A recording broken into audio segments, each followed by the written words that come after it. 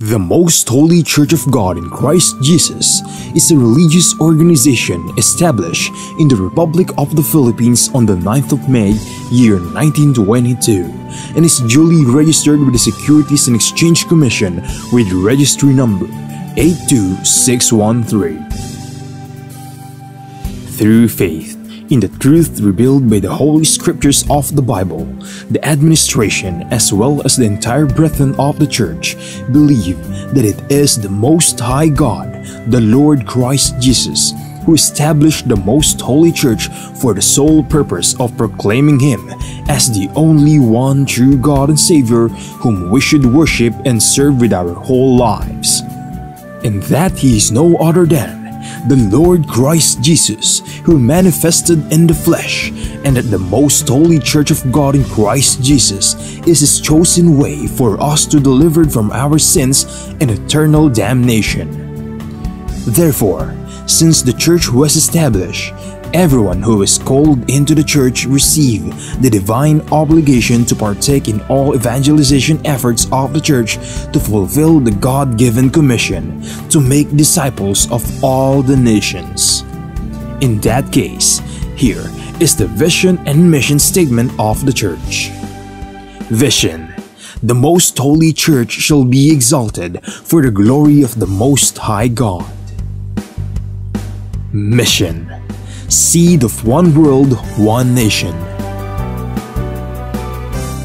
Core value: all members of the Most Holy Church are being taught and encouraged to live in agape.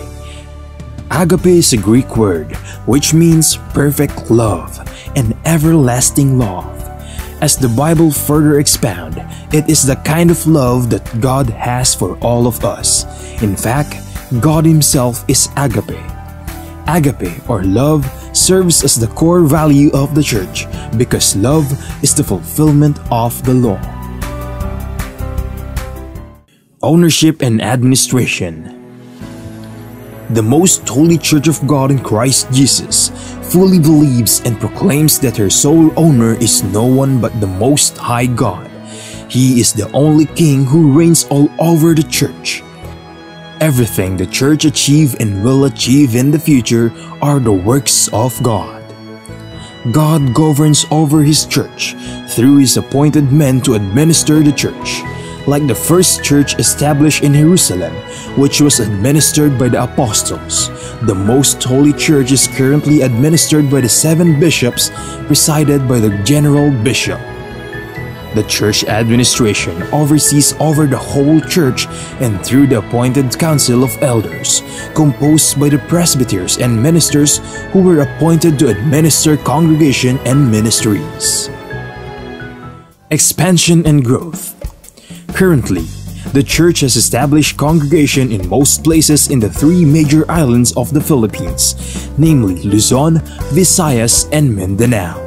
Also, the church is making necessary preparation to intensify its expansion and establish congregation in all major cities and provinces in the entire country. There are also active congregation of the church in other countries. In the United States of America, in Canada, in Australia, Hong Kong, in Singapore, Malaysia, United Arab Emirates, Japan, Taiwan, Kingdom of Saudi Arabia, Qatar, Belgium, Cyprus, France, Germany, Italy, Spain, and United Kingdom. The Most Holy Church of God in Christ Jesus is looking forward to aggressively propagate the gospel, to edify the church in places where it was already established, and also to establish new congregation in other countries to complete the mission and fulfill the vision of the church. Services: since the main purpose of the existence of the Church is to propagate the gospel to all nations, the Most Holy Church established various evangelization efforts of the Church to reach more people even in the farthest corners of the world. The church produces evangelization programs that are aired via radio, cable TV, and in different social media or online platforms. Radio stations, Philippines.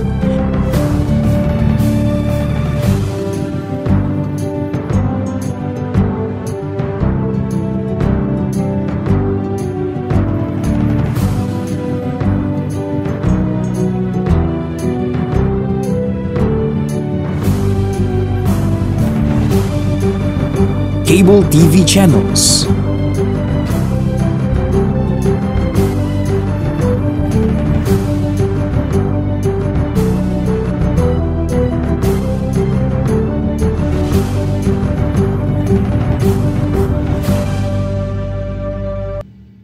Online platforms, Facebook, MHC Media, YouTube, The Most Holy Church, official website, www.mostholychurch.com. Charity. Aside from actively upholding evangelization efforts, the Most Holy Church is also active in charity works. Here are some of the ministries of the Most Holy Church established to serve both members and non-members of the church. Lingap Agape Ministry. The church established the Lingap Agape Ministry, which engages in community services like goods and charity donations, feeding programs, blood donations, and other services to cater church members and non-members who are in need. Damayang Kristiyano. On May 1, 2004, the church administration established the Damayang Kristiyano Ministry that aims to help the needs of the family of a deceased member of the Most Holy Church, especially in their burial expenses. Schools. Pristine Heritage Academy, formerly known as Pristine Learning and Tutorial Center.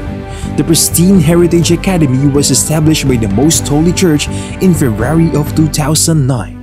The school is open to all church members and non-members alike for the fulfillment of a part of the Most Holy Church community service. Mahanaim Evangelical Academy. The church administration aimed to give standardized education and training to church members who aspire to become missionary workers and ministers of the church. Thus, in 2018, the church administration established the Mahanaim Evangelical Academy that provides classroom lectures and on-the-job training so that aspirants to partake in the Lord's mission may be molded to become a proud messenger of God. The Mahanaim Evangelical Academy mainly holds its training in Gabay Center, the training facility of the Most Holy Church located at Barangay Sumalo, Municipality of Hermosa, Province of Bataan, Philippines. The Centennial Celebration of the Most Holy Church. The Most Holy Church of God in Christ Jesus recently celebrated its 100th anniversary on the evening of the first day of May 2022 at the Gabay Center, the newly built facility of the church situated at Barangay Sumalo, Municipality of Hermosa, in the province of Bataan, Philippines. On the morning of the same day, the church held the inauguration and dedication of the Gabay Center.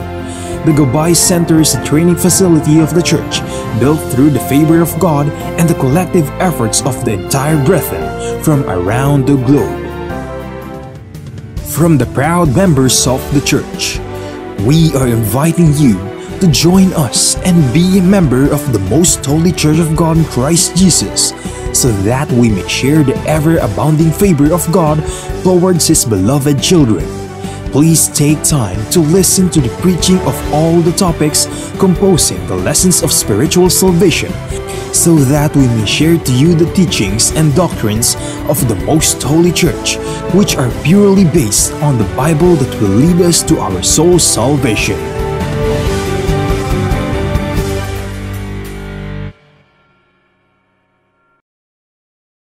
To know more about the church, you may visit our website at www.mostholychurch.com, or you may reach us through telephone number 6302-8255-6949. Maraming tanong, Maraming sagot. Maraming haka-haka at maraming mga katha. Nagsasalimbayang mga paliwanag. Gaya ng hangin ng aral na nagdadala sa tao sa magkabi-kabilang paniniwala.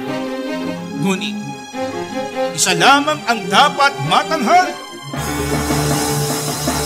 Ang sagot ng Biblia.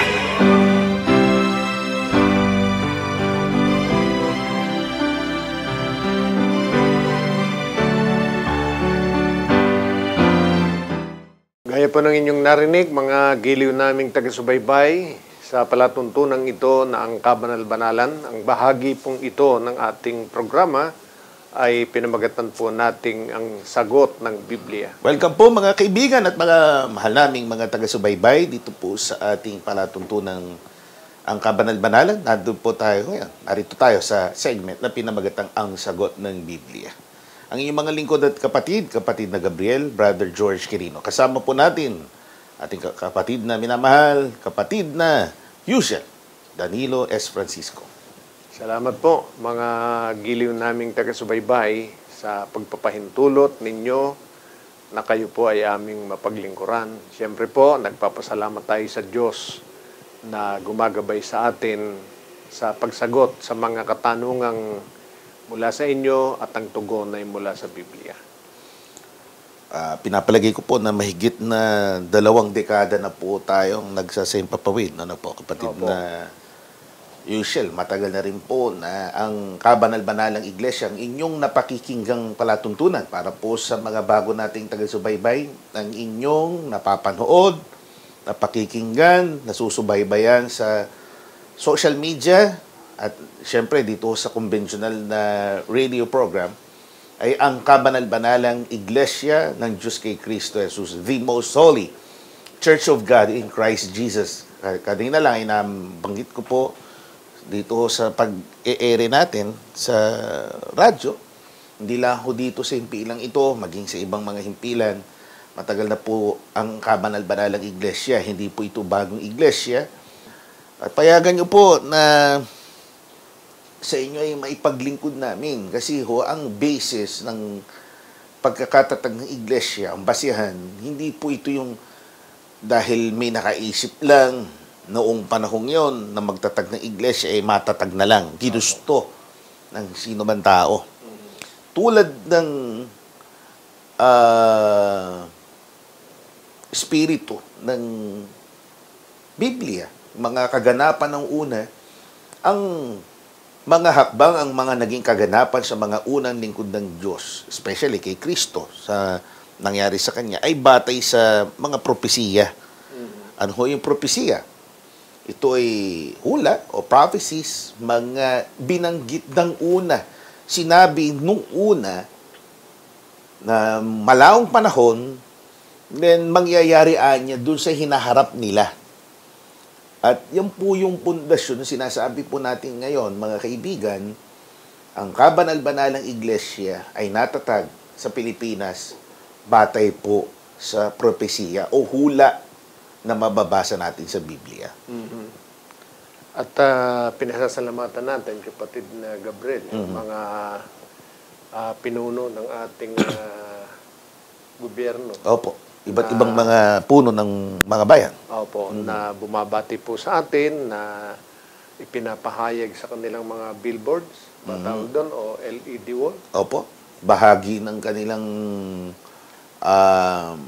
mga pasilidad na nagpo-promote ng kanilang mga programa at tayo po ay naisama din sa kanilang mga pagbati. At marami pa.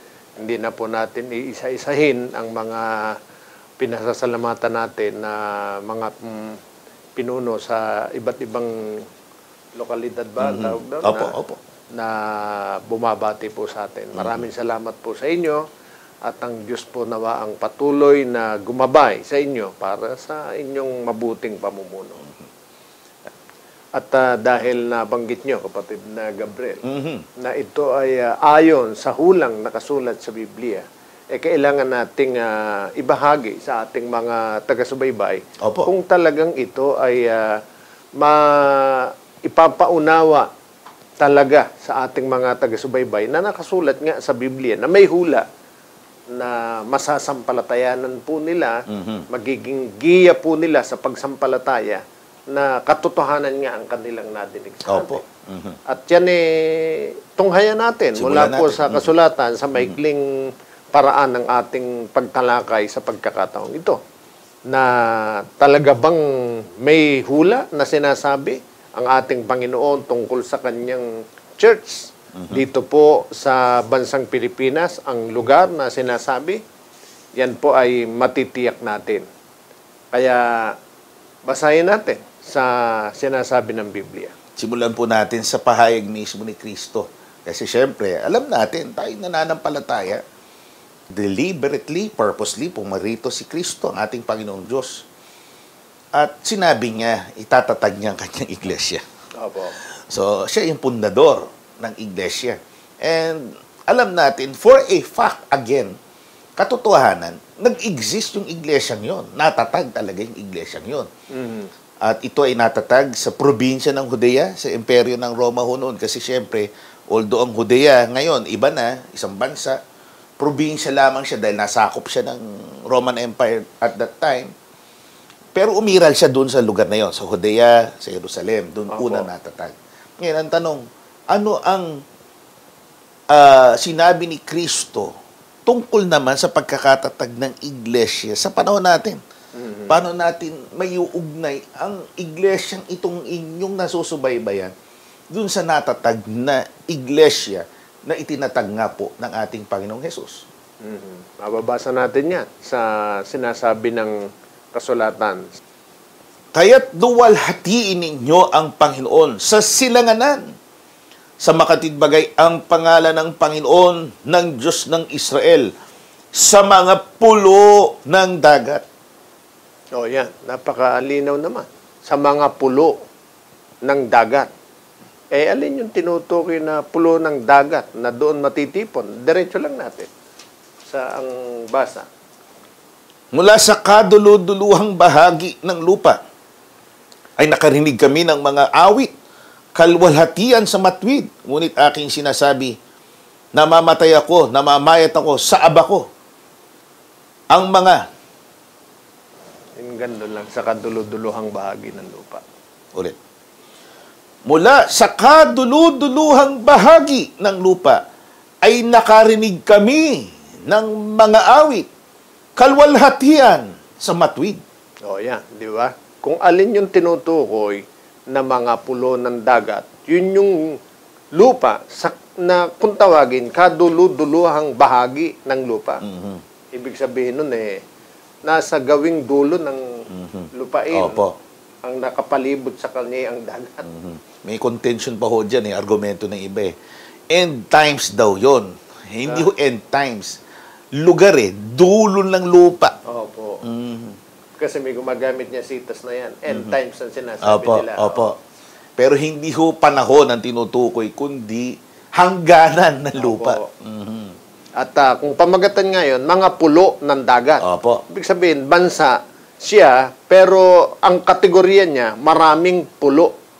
At alam na alam po natin, yan ang isa sa ikakikilala sa bansang Pilipinas. Opo, diretso na po yun.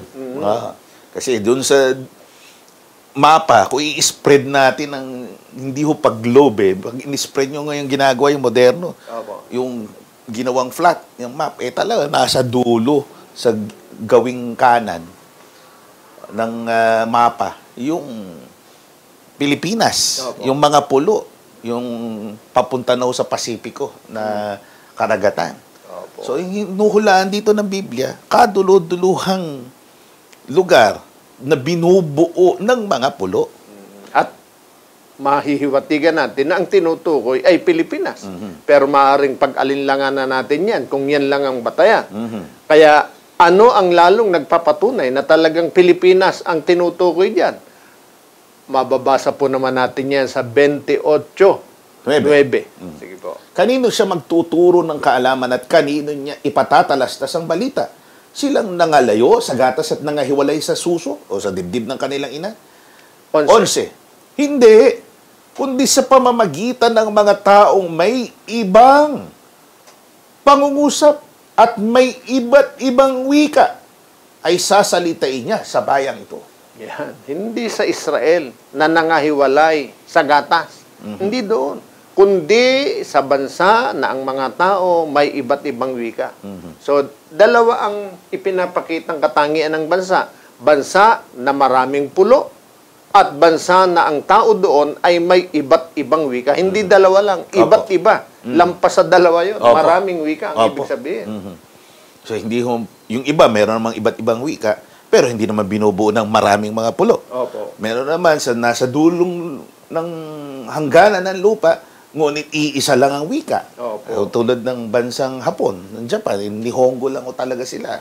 Predominantly, iisa lang talaga ang wika dyan. Meron naman sa Indonesia, Bahasa, etc. Merong mga variant, pero kung uuriin talaga, tanging ang Pilipinas ang tinutukoy Opo. na may iba't ibang mga wika. Yan. Kaya tiyak na tiyak po tayo, napakapalad ng bansang ito dahil ito ang ipinakikilala na bansa na dito hinulaan ng Panginoon. Itinakda, ibig sabihin, na matitipon ang kanyang mga tupa. Opo. Yan ang ipinapakilala ng kasulatan. Ngayon, kung ang itatanong sa atin, yung panahon, kailan? Meron bang nagsasaad ng panahon na nakasulat din sa Biblia? Basahin po natin. Yan po ay sa pamamagitan naman ng isa pa sa mga propeta, si Propeta Jeremias, sa 6:14. Kanilang pinagaling din naman ng kaunti ang sugat ng aking bayan na sinasabi, kapayapaan, kapayapaan, gayon may walang kapayapaan. Ganito ang sabi ng Panginoon sa 16, magsitayo kayo sa mga daan at magsitingin kayo, ipagtanong ninyo ang mga dating landas kung saan nandoon ang mabuting daan at magsilakad kayo roon at kayo mga kasusumpong ng kapahingahan ng inyong mga kaluluwa. Okay. Kailan yan? Kailan yung ipagtatanong ninyo yung mabuting daan? Sa panahon na ang mundo nagsasabi kapayapaan, kapayapaan. Pag sinabing kapayapaan, kapayapaan, parang yung isinisigaw ng tao minsan, saklolo, saklolo. Ano ba ibig sabihin? Humihingi ng saklolo. Opo. Sisigawang sangkatauhan, kapayapaan, kapayapaan. Ibig sabihin, maghahangad ang mundo ng kapayapaan. Opo. At yan ay nangyari, kapatid na Gabriel. Opo. Yung binabanggit niyong salita, clamor There is a clamor sa wikang Ingles. Talagang may paghahangad. Opo. Marami, collective ang mga tao sa paghahangad ng kapayapaan. Lamang, wala nga hong kapayapaan. Bigo ang kapayapaan. Ito nangyari sa kasaysayan ng mundo. World history ito, no, mga kaibigan. Dinediretso po natin dahil nga sa time constraints po natin. Ito yung panahon na kung saan nagkaroon ng unang digma ang pandaigdig. Opo. Ang unang digmaan pandaigdig ay lumikha ng maraming kalungkutan, kapinsalaan sa marami, property sa mga tao, kahirapan. At dahil sa nangyaring unang digmaan pandaigdig, ang inibig ng tao, awat na. Opo. Sabi niya, awat na, ayaw na namin. Tigilan na yan. Opo. Kaya nga, yung paghahangad na yun ng tao, ang ibig sabihin, yun nga yung sinisigaw nilang kapayapaan. Parang yung sinisigaw ngayon sa Ukraine. Sana tama na ang digmaan. Opo.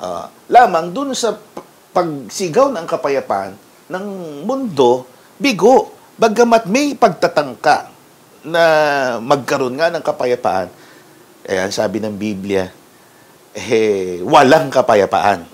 Ano ba yung naging hakbang ng mundo noon o ng ilang mga leader upang tugunan ang sigaw na ito ng kapayapaan? At ito ay ang pagsasanib puwersa ng apat na pinuno.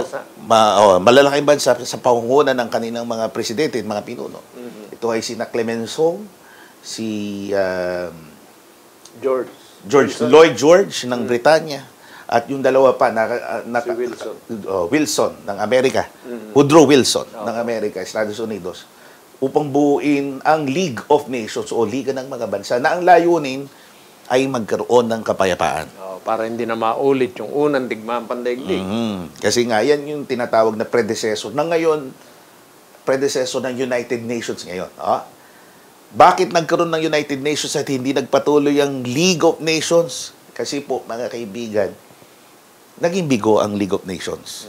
Bagamat pansamantala na parang umira lang kapayapaan kasi nga nagkaroon ng disarmament nung panahon na yon, nagkaroon ng armistice. Ibig sabihin, kasunduan, tama na, baba mo na ang armas, wala mo ng labanan. Nagkaroon ng tratado. Itong mga bansa, nagkasundo po sila at nagkaroon ng formal na pirmahan, ika nga, doon sa Versailles, sa France, kung hindi po ipinagkakamali, Versailles ang spelling to sa Versailles. Tratado sa Versailles, noong 1919 po ito, 1919. Lamang, kahit na nagpirmahan, yung talagang pagkaroon ng visa nito, humantong sa panahon ng 1920s. Opo. Doon yun. Doon sila nagkaroon ng visa. Ika nga, nagkaroon ng effectivity para sa mga bansa na pairalin nga itong kapayapaan. So, 1920s po yan talaga. Yung the Big Four, led by the Big Four. Lamang, ika nga, figuratively, hindi pa natutuyo yung tinta ng pirmahan. Shortly thereafter, sumiklab po ang digmaang pandaigdig na ikalawa. Opo. Hindi ko lang kung matanda yung eksaktong petsa. Pero it happened. Nagkaroon ng World War II.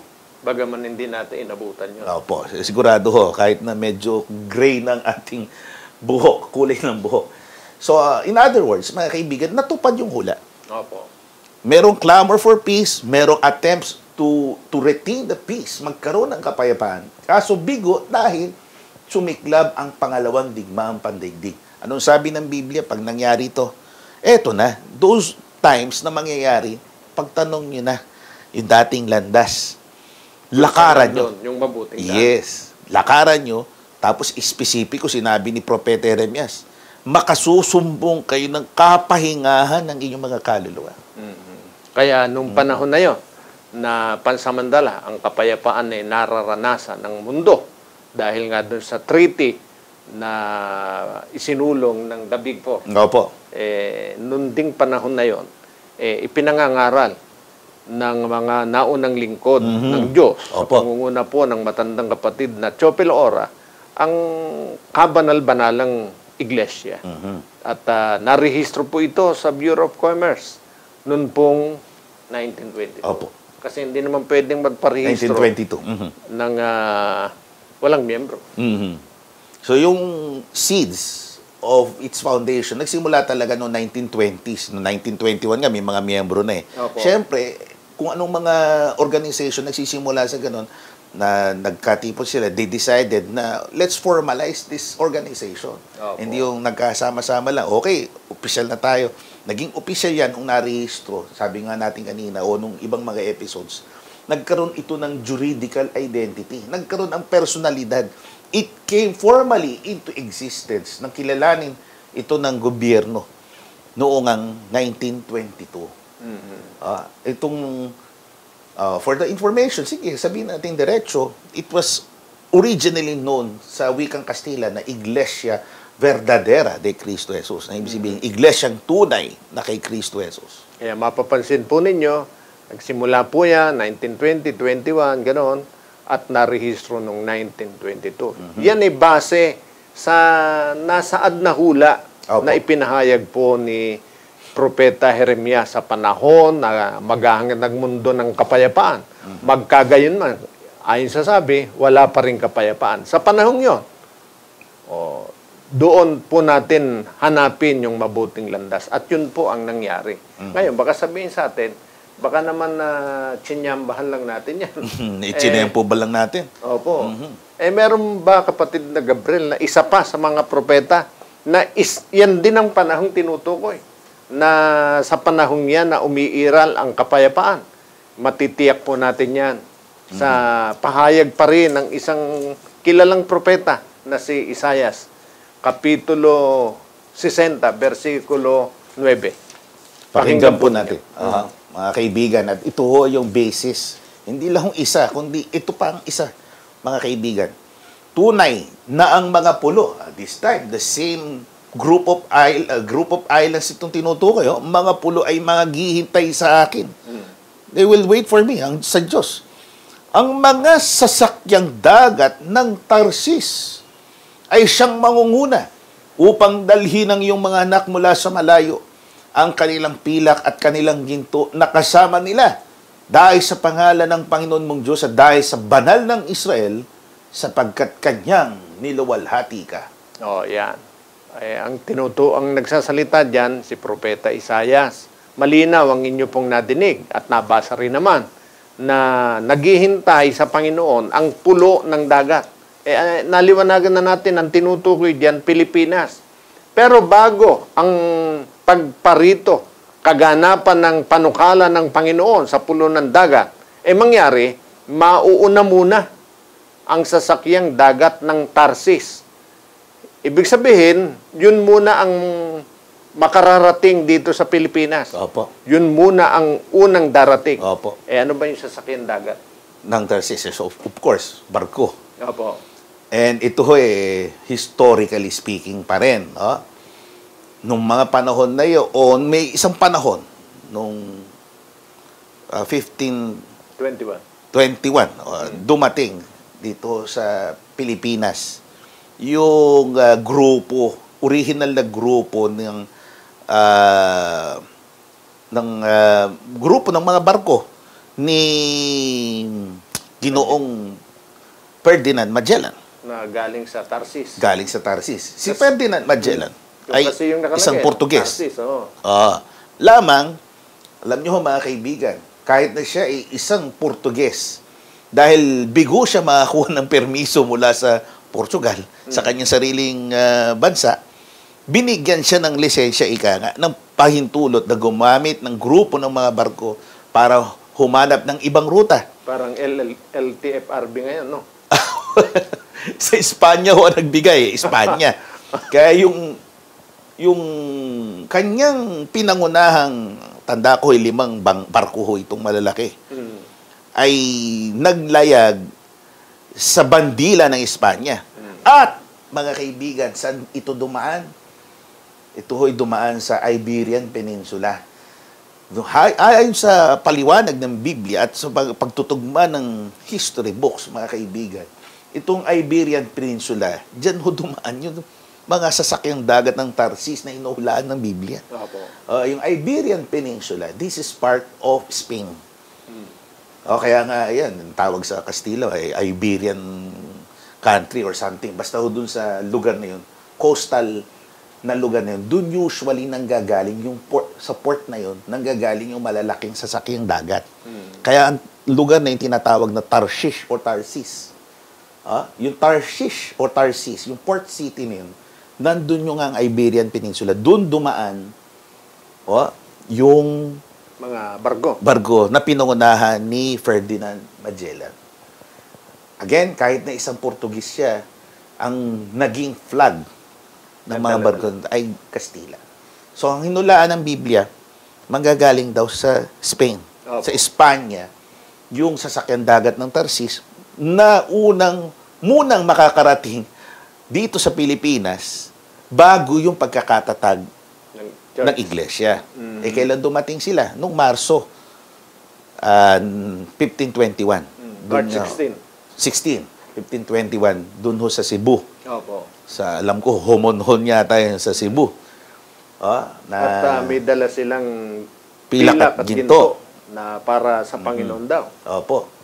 And incidentally, alam naman natin, kaya nga festive yan lugar na yan sa Cebu. Hindi ho natin minamaliit ang Cebu. Pero part of biblical history din ng Cebu. Ang dala ho kasi ng nasabing sasakyang dagat ng Tarsis ay, to be blunt about it, basahin natin para po sa kapakanan ng ating mga taga-subaybay sa awit 115, 4. 115, Basahin po natin hanggang 5. Awit 115, 4. Ang kanilang mga Diyos-Diyusan ay pilak at ginto, yari ng kamay ng mga tao. Yun yung tinutukoy na dala ng mga taga-Espanya sa pangunguna ni Magellan. At yun ay totoo naman. Opo. Hindi naman nila tinatanggi. Kahit sa Pilipinas, part ng Philippine history, yung daladalang unang mga offerings ng Magellan contingent, yung kanyang grupo, yung faith na ang dala-dala nga, nire-representa nung pilak at ginto na sinasamba. Na nung mga panahon na yun, talaga namang obligado ang mga mamamayan dito na kilalanin yung kanilang itinuturong pananampalataya. Opo. Kaya there we are, yung mauuna mo na sila, no? Ay gaano kahaba ba yung pagkauna nila, kapatid na Yushel? 400 years. At yan po ay isinasaad din ng kasulatan sa Gawa, Kapitulo 7, versikulo 6. Pakinggan po ninyo. Yun. Kasi dumating sila, 1521. Ang pagitan bago ang Panginoon ay bigyang katuparan ng kanyang panukala gaya ng pangyayari sa Israel. 400 years. Pakinggan po ninyo. At ganito sinalita ng Diyos na ang kanyang binhi ay makikipamayan sa ibang lupain. At kanyang dadalhin sila sa pagkaalipin at sila'y pahihirapang 400 taon. Yan. 400 years. Kung bibilangin po ninyo, 1521 plus 400, 1921. Ang hula ni Propeta Jeremias sa panahon na hangarin ang kapayapaan, nangyari din po yun, 1921, umiral. Kaya si Propeta Isaias at Propeta Jeremias, sa isang hula ay nagkakaisa. Tinutukoy po nila ang panahon ng pagpapakilala ng kaganapan ng hula ng Panginoon dito sa Pilipinas, at yan po ay ang pagkakatayo ng kabanal-banalang iglesia. Well, contention ng iba, 333 years lang naman ang Spanish occupation. Opo. So, alam naman natin, yung 400 na yun, it's spiritual na pagsakop. Opo. Dahil hindi pa natatatag ang tunay na iglesia, with all due respect, of course, dun sa ating mga kaibigang Catholics, ito yung hula kasi ng Biblia. Once the church is established, mahahawi na yung tinuturing na pagkaaliping spiritual Opo. Yun, yung tinutukoy na for 400 years, kasi hindi pa nakikilala yung hinulaan ni Kristo na magkakaroon uli ako ng ibang grupo, Opo. same church, different time, different place, different nation. Sa Pilipinas po yan, natatag after 400 years. Of course, yung after 400, 1922. Opo. Doon sila formal na iiral bilang isang iglesia. And as I've said a while ago, Iglesia Verdadera de Cristo Jesus. Mahabang istorya po yan. Nag-evolve po yung pangalan na yan. At nauwi nga po sa panahon ng matandang kapatid na Nesaya, ng matandang kapatid na Gamaliel Payawal, yung kaeksaktuhan na tawag dito ay kabanal-banalang Iglesia ng Diyos kay Kristo Jesus. At yan wala pong iniwan doon sa panahon ng Panginoong Kristo Jesus na ang iglesia po noon hindi naman kaagad tinatawag na iglesia ng Diyos kay Kristo Jesus. Sa katotohanan, sa pasimula, ipinakikilala yan na kalipunan ng mga Kristiyano. Mababasa po natin yan sa Gawa, Kapitulo 11, versikulo 26. At nang siya'y kanyang masumpungan ay kanyang dinala siya sa Antioquia. At nangyari na sa buong 1 taong sila'y nakisama sa iglesia at nagsipagturo sa maraming tao, at ang mga alagad ay pinasimulang tawaging mga Kristiyano sa Antioquia. Di ba? Nung pasimula, yun ang tawag sa kanila. Kristiyano. Nakisama, nagtipon-tipon sila as iglesia, isang kongregasyon. Church. Opo. Nasa church sila. Pero syempre, hindi pa nila nararating yung kaiksaktuhan ng identity nila. Gano'n naman kahit tayong mga tao. When we were born, we're still babies. Nag-grow tayo, toddler. Hindi pa natin alam kung anong identity natin hanggang sa paglaki bilang adult, nakilala na natin ng ating sarili. Just like the process of the church itself. Ang iglesia nakilala nung una bilang Christians muna yung mga members. Opo. Pero sa kinalaunan, kita niyo nun si Apostol Pablo, nung tawagin niya talaga, ina-address niya ang mga kapatid, iglesia ng Diyos kay Kristo Jesus. At pagka po binasa natin yan, sa Galacia, Kapitulo 1, versikulo 22, yan talagang sinasabing Kristiyano na yan, yan yung tinatawag ding iglesia na itinatag ng Panginoong Kristo Jesus. Basahin po natin sa Tagalog, Popular Version o sa Magandang Balita.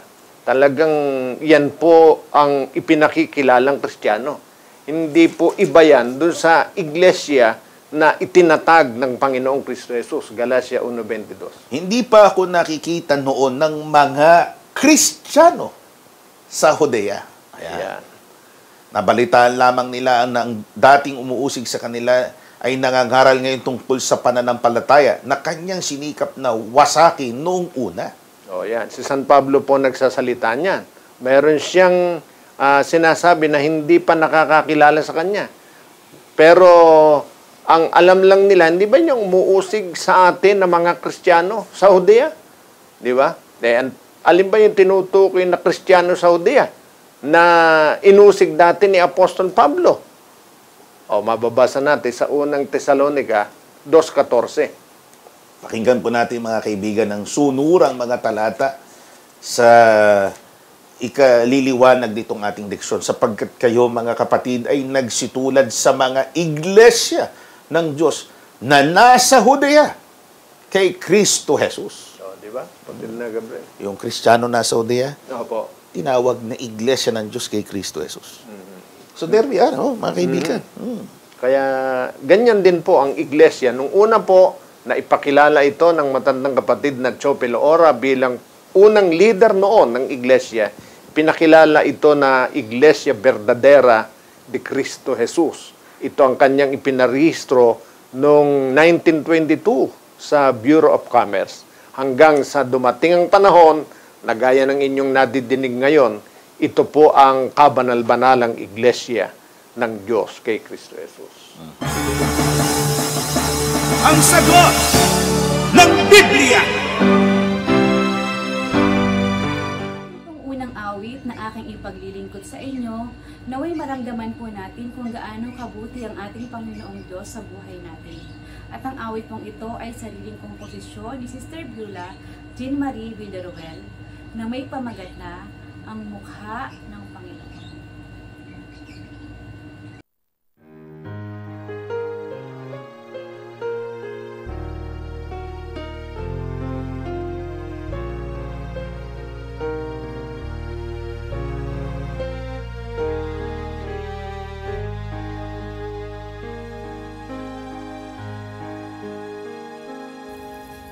Hindi ako nag-iisa, lagi kang kasama.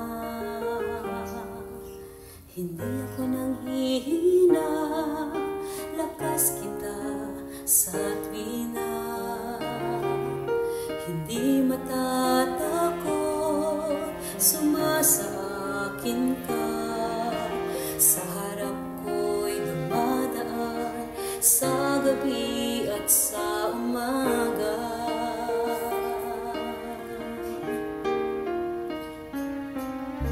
Hindi matitinag, ang sandigan ko'y ikaw.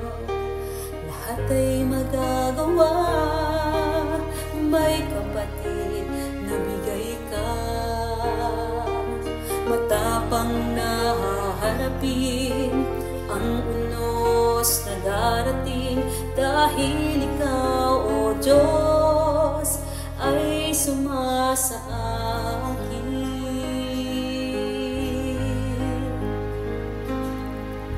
Mukha mo'y aking namamalas, sa tuwing ako ay inililigtas. Mukha mo'y aking nakikita,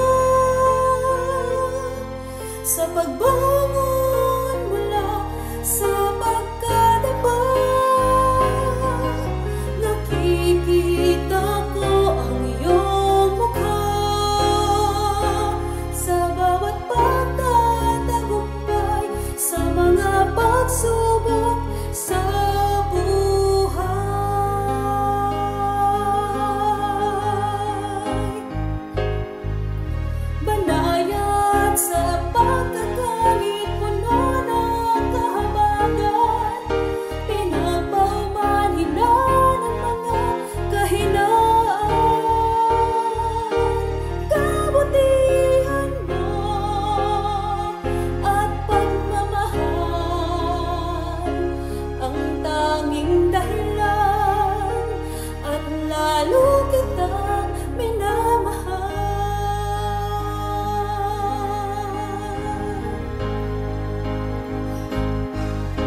mukha mo'y aking namamalas. Sa tuwing ako ay inililigtas,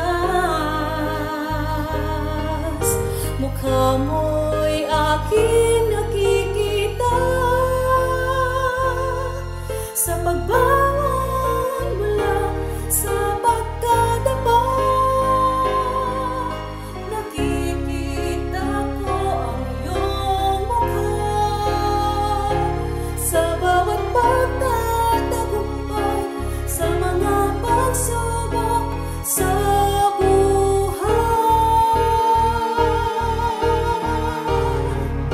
nakikita ko ang iyong mukha.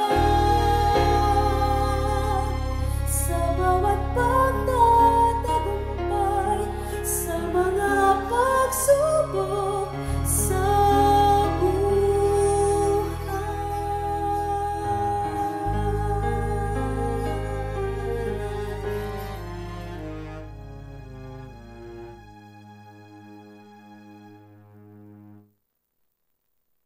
Mula kay Texter 0967, ang huling digits ay 0136. Ito po yung word for word na tanong po niya. Kailangan bang ang church nyo lang ang tama? Kailangan bang ang church nyo lang ang tama? Mukhang medyo ang kanyang tanong ay parang hindi niya matanggap yung merong isang church na dapat kilalaning tama. Opo. Unang-una, mas mahirap din naman po na sang-ayunan ng Biblia yung paniniwala ng marami, at marahil ito siyang paniniwala ng ating kaibigan na lahat ng relihiyon ay tama. Mas mahirap po yun dahil hindi po sinasang-ayunan ng Biblia yun. Para matiyak po natin na yun hindi sinasang-ayunan ng Biblia na lahat ay tama at meron lang talagang tama na dapat tayong makilala, pakinggan po ninyo ang sinabi ng Panginoong Kristo Jesus. Sa San Juan 7:17, sa mga pangungusap, labi mismo ni Kristo itong mga salita. Kung ang sino mang tao ay nag-iibig gumawa ng kanyang kalooban, ay makikilala niya ang turo kung ito'y sa Diyos o kung ako'y nagsasalita na mula sa aking sarili.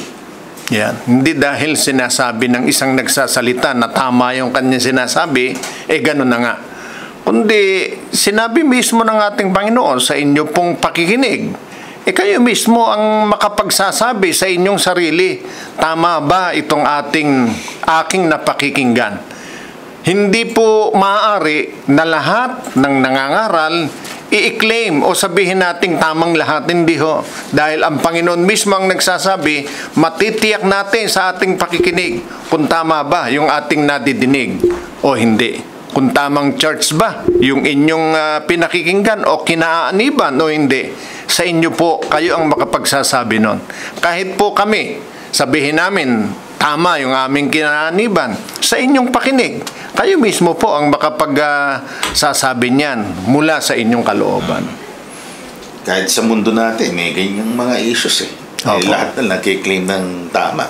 Pero merong arbiter, merong magpapasya kung anong tama, at merong basehan. Halimbawa, sa usaping legal, pagka merong parehas nagkiklaim sa, halimbawa, sa isang property, sa isang pag-aari, may nagpapasya ang huwes daw sa magiging batayan ay kung ano yung nakasulat sa batas, sa saligang batas, for example. Ganon din po ang paglilingkod sa Diyos mismo. O actually, una, yung tungkol sa paglilingkod sa Diyos. When we say na kailangan ng pagiging tama, madaling nga i-claim. We're not claiming it personally for ourselves. Hindi ho namin ginagawa yun. Kundi ang magsasabi ng tama, hindi kami, kundi ang Diyos mismo. Opo. Pangungusap ni Kristo, yung kababasa natin talata, titingnan po natin yung basis kung alin nga yung tama. Ang magsasabi niyan ay ang Biblia din. Opo. Kaya yung direksyon na sinasabi ni Kristo, kung gusto nating matukoy ang tama, dahil merong kailangan tama Hindi ho yung, yung tanong niya, tama ba na kayo lang ang tama? Parang gano'n. No? Hindi ho gano'n eh. Hindi ho yun ang usapin. We beg to disagree sa ating kaibigan. We respectfully disagree. Kailangan po talaga may tama eh. Hindi ho lahat tama. Katulad nung sa political environment ngayon sa Pilipinas, lahat na lang nag-claim na sila ang tama. Sa pagre-religion din, lalo na. Diba? Lahat nag-claim ng tama. Pero isa lang ang magiging judge niyan, ang Diyos. At malalaman nyo kung sino ang tama, suriin po natin ang kasulatan. Kasama po kami. We offer ourselves for your discernment sa inyong pagtataya, hatol, kung kami po yung nauuri ng Biblia na tama. At meron na pong mga halimbawa na nakasulat sa Biblia na talagang pinahintulot ng Panginoon na makilala nila kung alin ang tama. Kasi kahit sa panahon ng mga apostol, kahit sa panahon ng Panginoong Kristo Jesus, di ba? Meron bang mas tama pa kaysa sa Panginoong Kristo Jesus? Pero ang nangyari po ay siya pa yung nahatulan ng mali. Di ba? Sa panahon ng mga apostol, marami ding nangangaral. Pero ano po ang paraan na ginagawa ng Diyos para ma-guide tayong mga tao? Tingnan po ninyo. Lucas 24:45. Nang magkagayoy, binuksan niya ang kanilang mga pag-iisip upang mapag-unawa nila ang mga kasulatan. Yan. Kuminsan po kasi akala ng tao kasi matalino siya, marami na siyang nalalaman, marami na siyang napakinggan, kaya niya nang unawaing mag-isa kung ano yung tama. Ginagamit niya ang sarili niyang karunungan. Wag po. Unang-una, kung gusto nating matiyak na tama ba o mali yung ating napakikinggan o sinasamahang grupo ng pananampalataya, wag po ninyong makalimutang dumalangin sa Panginoon, humingi ng tulong sa Diyos na maintindihan yung ating napapakinggan. At gaya ng mga unang lingkod po ng Diyos, ang Diyos ang magbubukas ng ating unawa at ipadarama po niya sa atin kung ano ba itong ating napapakinggan, tama ba na sumama tayo sa kanila o hindi. Merong example po niyan sa Biblia, mababase. Opo. Tungkol dyan sa binabanggit nyo, kapatid na Yushel. Binuksan. Kasi yung binuksan ng pag-iisip. Opo. Kasi makikita naman ng Diyos yung talagang naghahangad ng katotohanan, naghahangad ng kung alin ang tama. Opo. Pagka nabasa sa kanya ang marubdob na kalooban na malaman kung alin ang tama, bubuksan talaga ang kanyang pag-iisip. Opo. At this happened dun sa isa sa mga moments ho ng mga apostol. Tingnan nyo ho, mga kaibigan, Aklat ng Mga Gawa 16:14 sa Tagalog Popular Version. Kabilang ditong isang sumasamba sa Diyos na nagngangalang Lydia na taga Tiatira. Siya'y isang negosyante na nagtitinda ng mamahaling telang kulay ube. Binuksan ng Panginoon ang kanyang isip at kanyang pinaniwalaan ang ipinapangaral ni Pablo. So napakalinaw, di ba? Kung tayo po, ganun ang sistema nabanggit ko kanina hanggat ang nananaig yung sarili mong karunungan talaga hindi mo maintindihan, hindi mo ma-accept na ito talaga ang tama. Opo. Pero kung nagpakumbaba ka, isinuko mo ang iyong sariling kaalaman, kalooban, ang sarili mong prinsipyo, you'll get to know, you'll be guided to the conclusion na yung pangangaral pala na nasa Biblia, may tinuturong isang iglesia, yung pala talaga ang tama. At ma-accept mo for all its perceived errors ng mga miyembro dyan. Mga ganun, Opo. Kung may nakikita kang kapintasan ng mga miyembro, hindi yun ang makikita mo Kasi kaya nga ng sinabi ni Kristo, doon ka nakatingin sa turo, sa doktrina, para matukoy mo nga kung sila nga yung nasa tama. Opo. So, inaasahan po namin na yan maiintindihan po natin at gagabayan tayo ng Panginoon. Basta ipamanhig po natin sa Panginoon na talagang tulungan po tayo. Huwag po nating payagang sarili nating kaisipan, kakayanan, kundi ang kalooban ng Diyos ang manaig sa atin. Mapagpala po tayo sa araw na ito, mga kaibigan. Yan ang laging nasa tuwi na panalangin po ng palatuntunan ito at ng samahang kabanal-banalang iglesia. Maingatan ang ating kalusugan, mapagpalang ating mga kaluluwa. Ang sagot ng Biblia. Ang akin pong kasunod na awit na ipaglilingkod sa inyo ay mapapakinggan po natin ang isa sa mga love song na sariling likha ng kabanal-banalang iglesia. Ang kinasangkapan po sa lyrics nito ay si Sister Ashel, Milka Nepomuceno, at sa paglapat po ng tono ay si Sister Naomi Teresita Benavides.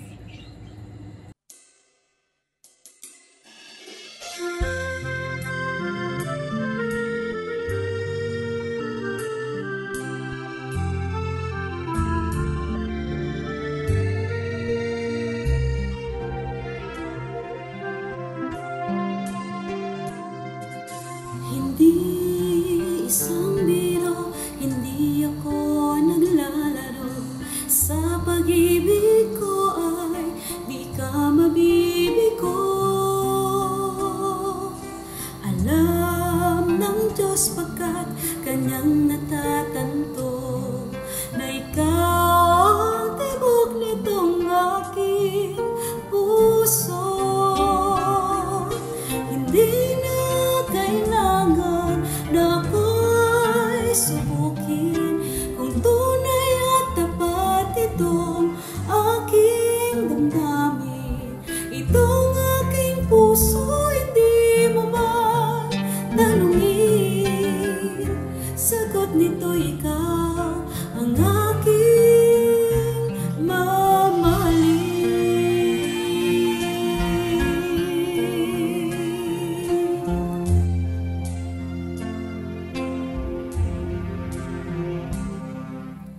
May kakaibang saya sa aking kalooban sa tuwing ikaw ay aking namamasdan.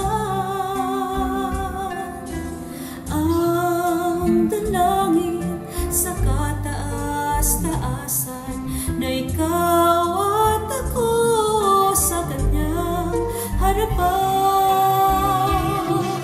Hindi na kailangan na ako ay subukin kung tunay at tapat itong aking damdamin. Itong aking puso hindi mo man tanungin. Sagot nito ikaw ang aking mamahalin. Di na kailangan na ako ay subukin kung tunay at tapat itong aking damdamin. Itong aking puso hindi mo man tanungin.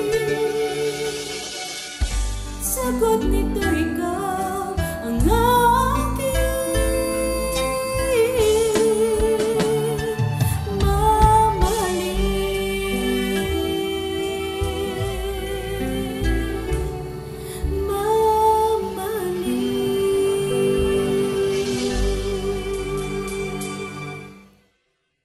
Kung ang Diyos ay Espiritu, kapatid na Yushel, ano po ang larawan ng Diyos? Napakagandang tanong. Pagka po ang hahanapin nating larawan ay katulad ng sa ating mga tao, hindi po gayon ang larawan ng ating Panginoon. Sa halip, sa Biblia po, mababasa po natin sa Gawa, Kapitulo 17, versikulo 29. Sa Tagalog Popular Version po natin Opo. basahin. Gawa 17 at 29. Sige po. Yamang tayo'y mga anak ng Diyos, huwag nating akalain na siya ay tulad ng larawang ginto, pilak o bato na pawang likha ng isip at kamay ng tao. Yun. Maling isipin na ganun ang larawan ng Diyos, di ba, kapatid Opo. ng Gabriel? kung ang ipangtitingin natin anya sa kanya ay ganitong paraan, yung ayon sa kabihasnan, ayon sa perspektiba ng tao, talagang mahirapan tayong i-describe, ika nga, ang larawan ng Diyos. Espiritu nga ho siya. How can something, or someone for that matter, who is spirit, intangible, be described through by using tangible things? Yung gagamit ka ng nahahawakan na bagay, idodrawing mo ba siya? So hindi nga dapat ganun, kapatid na usual. Bawal nga yun. Huwag ninyong isipin. Hindi nga dapat i-entertain sa isip natin. Mga kaibigan. Kaya kung talagang kilala natin ang Diyos, sumasampalataya tayo sa Kanya, hindi tayo gagawa ng anumang larawan o inanyuan para sabihin ito ang anyo ng ating Panginoong Diyos. Labag po yun sa batas ng Biblia, labag po yun sa kalooban ng Diyos. At hindi pa po niya ipinakikita yun sa kanino mang tao, ayon sa sinasabi ng Biblia. At ang dahilan, mababasa po natin sa Exodo, Kapitulo 33, versikulo 20. Dinggin po natin again, mga kaibigan, ang napakahalagang mensahe ng kasulatan. At kanya sinabi, hindi mo makikita ang aking mukha sapagkat hindi maaaring makita ko ng tao at mabuhay. Yeah. Isa pa. Ikamamatay ka. Talagang overwhelming ho kasi yun sa terminong pwede natin gamitin sa English. Napaka-maluwalhati ng kanyang larawan na pagka ito ay nakita ng tao, hindi niya kakayanin. Ikamamatay niya po yun. Meron pong isang lingkod ng Diyos na nakita niya ito sa pangitain. Hindi po ibig sabihin nakita niyang katulad ngayon. Kundi sa pangitain, sa kanyang kaisipan. Yun. Ano po nangyari? Ipakita sa kanya na natili siyang he was able to live through it. Nabuhay siya na ikwento niya pa. Pero nabuhay siya dahil nasa pangitain nung nakita. Yun, sa pangitain lang. Mababasa po natin yun sa Ezekiel 1:28. Tingnan po ninyo. Kung paano ang anyo ng bahaghari na nasa alapaap sa kaarawan ng ulan, gayon ang anyo ng kinang sa palibot. Ito ang anyo ng kalwalhatian ng Panginoon at ng aking makita. Ayan. Ng aking makita. So nakita niya. Ako'y nasubaso at aking narinig ang tinig ng isang nagsasalita. Nakita lang niya yan sa pangitain. So wala siya sa sariling normal na kalagayan. Ikaw parang filter na filter ito yung hindi mo pwedeng makitang diretso para makita mo yung larawan na yun. Hindi po pwedeng makita ng diretso, kailangan may filter ka, may harang. Dito sa Ezekiel, ang naging filter niya nagpakita ang Panginoon. Minarapat naman magpakita sa kanya para magkaroon man siya kahit papano ng ideya ng anyo ng kalwalhatian ng Panginoon sa pamamagitan ng vision o pangitain. Kaya yun ang sinasabi, yung kanyang pagiging espiritu, yung pagiging espiritu ng Diyos, kung ano ang larawan, hindi natin kayang iguhit, hindi pwedeng makita ng tao at mabubuhay pa siya ayon sa sinasabi ng kasulatan. Kaya hindi natin pwedeng ilarawan yon. Ngayon, kung ang itinatanong niyo naman ay yung anyo nung siya po ay pumarito sa sanlibutan, nagkatawan tao siya, wala pa rin pong picture noon. Yung accurate na larawan. Eksakto. Dahil yung pong mga nakikita nating larawan tungkol sa kanya, syempre, batay po yan sa ideya nung sumulat o di kaya yung nakakita, pero yung nakakita, nagkwento sa kanya ng ganito larawan, binigyan lang siya ng idea hanggang sa nagsalin-salin, hindi na ho accurate yung nakikita nating larawan. Kaya hindi po natin matiyak o maaaring tiyakin kung alin talaga ang larawan ng Panginoon, kahit yung anyo niya bilang espiritu, kahit yung anyo niya nung siya magkatawan tao. Hindi po natin masasabing yung mga nakikita nating larawan ngayon sa sanlibutan. Dahil espiritu nga. Ngayon, Katawan tao, no? pero pagdating niya, makikita natin siya. Ayun. Yun ang napakagandang punto na naman yun, kapatid na Yushel. Kasi yan yung minsan kuryosidad ng tao na dahil parang hindi sila makontento dun sa sagot ng mga ngaral na keso ganito, keso ganon, gusto talaga niya makita kapatid na Yushel. Ngayon, kung talagang interesado ang tao na makita ang kalwalatian ng Diyos, gaya ng kapalaran na nangyari sa kanyang mga unang lingkod, gaya sa Apokalipsis, gaya nung kay Moises na dumaan lang, nakatalikod na, nga, tinakpan pa yung mata niya. Nung pagdaan, sulyap lang ho yun. Kung interesado po ang tao na makita ang Diyos, ano sabi ho ni Kristo mismo sa Mateo, mapalad. Basahin natin, Kapitulo 5. Mapapalad ang mga may malinis na puso sapagkat makikita nila ang Diyos. Yan. Yun. Kailangan, yun ang hangarin natin. Masumpungan tayong lahat sa pagiging malinis ang ating puso. At sino makapagsasabing malinis ng puso?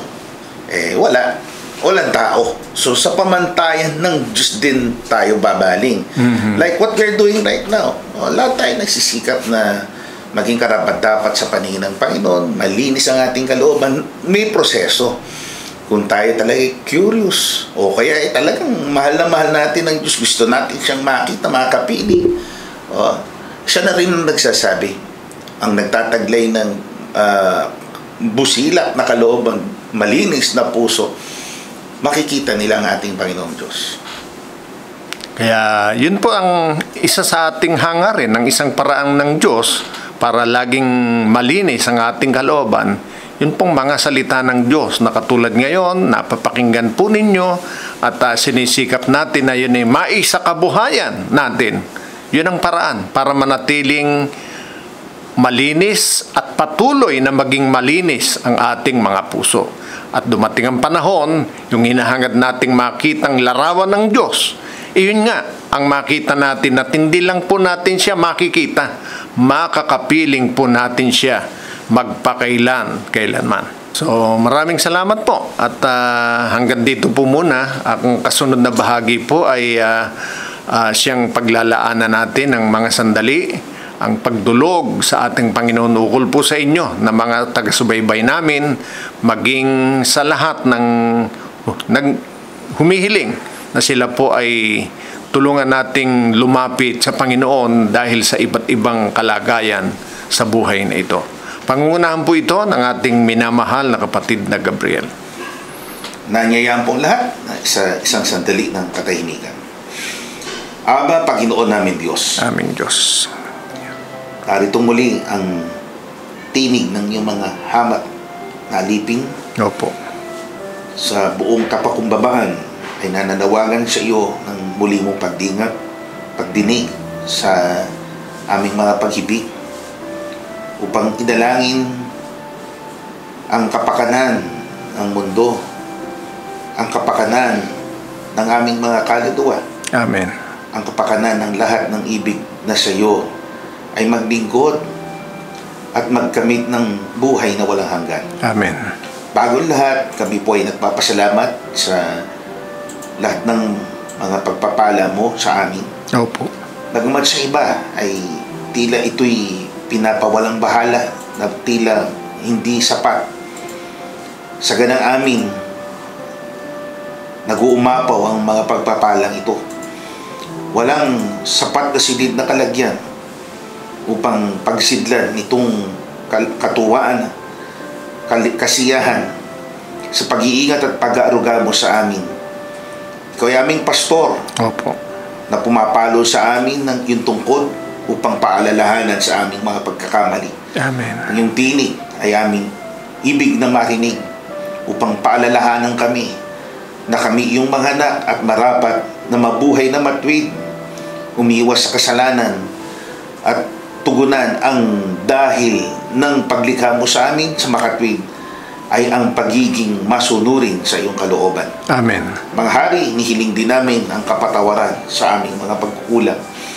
Nalalaman mo, walang kubli o nakukubli sa iyong kaalaman. Pilad sa iyong kabatiran ang aming mga kahinaan. Opo. Ito'y kinukumpisal namin sa iyo mula sa kaibuturan ng aming mga puso, alang-alang sa kalinisan ng aming mga kalooban at sa hangarin namin maging karapat. Dapat sa iyo, patawarin mo kami sa lahat ng aming mga nagawang kasalanan. Amen. Nagkakatiwala kami, itong dalangin ay yung tinatanggap sa iyong kaitaasan. Ang basbas ay gagawad mo sa aming mga kaluluwa at sa lahat ng mga taong pinalad na makapakinig nitong palatuntunan ng iyong iglesia, ang kabanal-banalan. Itong aming dalangin sa ngalan mong Kristo Jesus, na aming Diyos at aming tagapagligtas. Amen. Mga giliw naming mga taga-subaybay, kami po ay nagpapasalamat sa inyong patuloy na pagtangkilik. Uli po namin kayo naiyan sa susunod pong linggo sa ganito ring oras at istasyon. Kami po ang inyong mga lingkod at kapatid na Gabriel. At kapatid na Yusiel. Ang panalangin po naming magkakapatid sa kabanal-banalang Iglesia ng Diyos kay Kristo Jesus ay, Kapwa nawa tayo bantayan ng Panginoon sa ating paghihiwalay. Mispa.